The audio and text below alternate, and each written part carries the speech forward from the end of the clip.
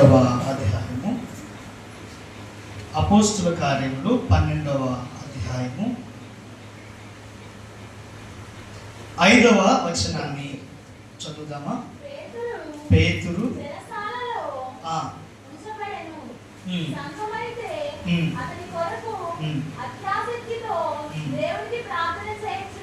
దేవునికి స్తోత్రం, హల్లెలూయా.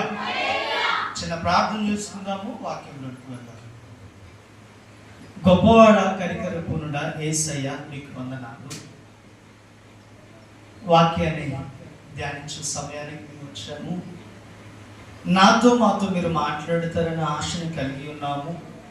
నీ చిత్తము ఏదైతే ఉందో ప్రభా, దాన్ని మేము గ్రహించుకున్నట్లుగా నీ సహాయం మాకు దయచేసి విన్న వాక్యమును మేము మర్చిపోకుండా ఉన్నట్లుగా, మా హృదయమైన పలకల మీద వాటిని రాసుకున్నట్లుగా నీ సహాయము మాకు దయచేయమని నజరేయుడైన యేసుక్రీస్తు నామమున పేరట అడిగి వేడుకుంటూ ప్రార్థిస్తున్నాను పరమ తండ్రి, ఆమేన్. దేవునికి స్తోత్రం. రెండు చేతులు ఎత్తి దేవునికి స్తోత్రం, హల్లెలూయా.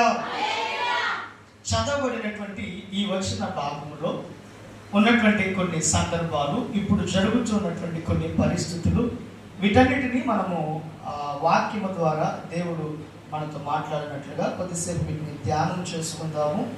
12వ వచనంలో అక్కడ కనబడుతున్నటువంటి మాట ఏమిటంటే, నేను చదువుతాను. పేతురు చెరసాలలో ఉంచబడెను, సంఘమైతే అతని కొరకు అత్యాశక్తితో దేవునికి ప్రార్థనలు చేయించుంది. దేవునికి స్తోత్రం, హల్లెలూయా.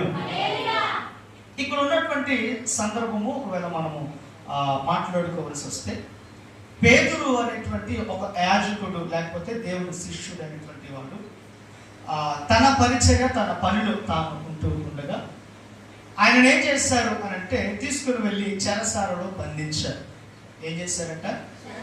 అక్కడ మనకు చదువుకున్నటువంటి ఆ వచనములో ఉన్నటువంటి మాటలు నేను అడిగిన దానికి మీరు దయచేసి ఆన్సర్ చెప్తారని ఆశపడుతా ఉన్నాను.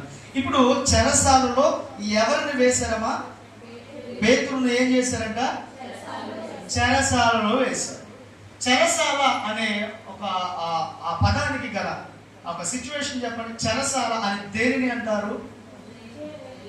జైలు అని దేని అంటారు? చెప్పండి. బంధించటం అని అంటే అమ్మా, ఒక్కొక్కరు ఒక్కొక్కటి చెప్తున్నారు, కానీ గట్టిగా చెప్పండి ఎవరైతే చెప్పినా కూడా. బంధించటము అని అంటే ఏం చేస్తే బంధిస్తారు అని అడగట్లేదు. బంధించటం అని అంటే